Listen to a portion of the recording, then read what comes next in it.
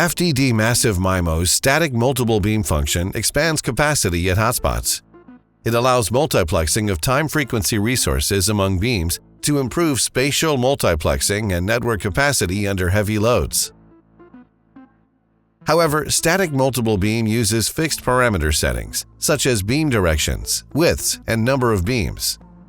When network load increases, decreases, or when UEs are unevenly distributed, the spectral efficiency and user-perceived rate of massive MIMO cells are affected. To cope with the dramatic increase in network traffic of late and improve mobile service, intelligent beam shaping has been introduced to FDD Massive MIMO. Based on the network load or UE distribution changes, intelligent beam shaping enhances static multiple beam by adjusting the horizontal directions of beams. Beam width, beam power, number of beams, beam down tilt, and beam topology, and realizing intersector beam coordination. Beams are targeted at UEs, maximizing the downlink user experience. This table lists the functions and modules for the intelligent beam shaping and their dimensions for adjustment. Let's take a look at the principles behind these functions. The first is pattern adjustment and its enhancement. Pattern adjustment is based on static multiple beam. The E-node B uses uplink SRS measurements and channel reciprocity between uplink and downlink to estimate UE distributions in a sector split group, determines beam directions and beam widths online based on the UE distributions, and dynamically adjusts the beam power and beam topology based on the changes in beam directions and beam widths. This improves the downlink user-perceived rate in the sector. Pattern adjustment enhancement directs beams towards UEs more accurately than regular pattern adjustment, further improving the downlink user-perceived rate in the sectors. When static multiple beam is used, the power of each beam in a sector split group cannot exceed the average power of all beams in the group. If the power configured for a beam is less than the average power, the unused power cannot be used by other beams. Power allocation is introduced to increase the power usage of sector split groups and the downlink user-perceived rate of cell edge users. After power allocation is enabled, different powers can be configured for different beams if their total power does not exceed the power allowed for the group. This expands the sector coverage and raises the downlink user-perceived rate.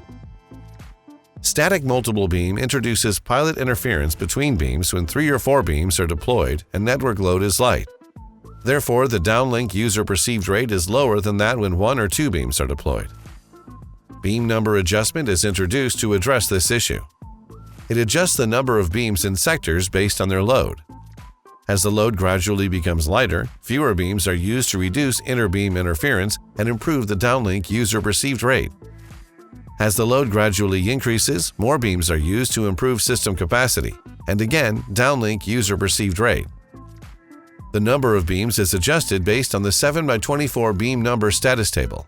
This table can be imported from an external source or automatically generated using an algorithm.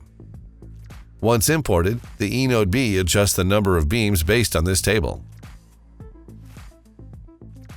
When the table is automatically generated using an algorithm, the E-node B updates this table based on the actual traffic volume.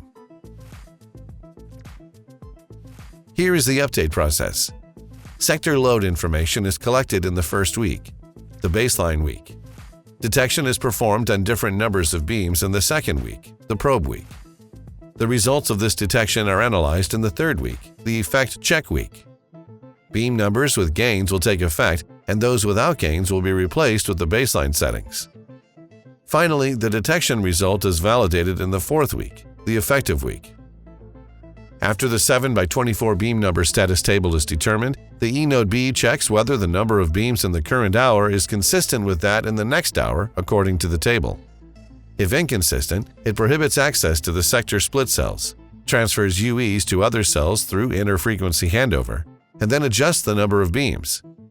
After the cells are restored, UEs can be admitted or handed over to these cells again. Pattern adjustment cannot adjust the beams to the optimal state when UEs are distributed in sector boundary areas, as it takes effect within sectors. Also, when loads are unbalanced among sectors, heavily loaded sectors are starved for resources, while lightly loaded sectors have too many. Overall resource utilization is low in this case, and the downlink user perceived rate is affected in heavily loaded sectors.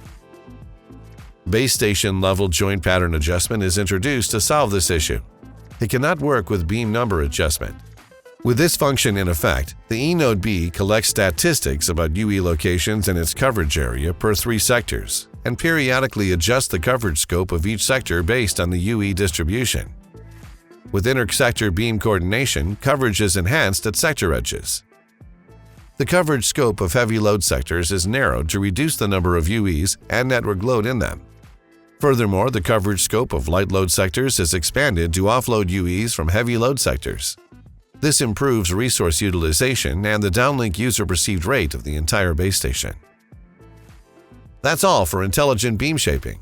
For more details about LTE FDD Massive MIMO, please scan the QR code on the screen.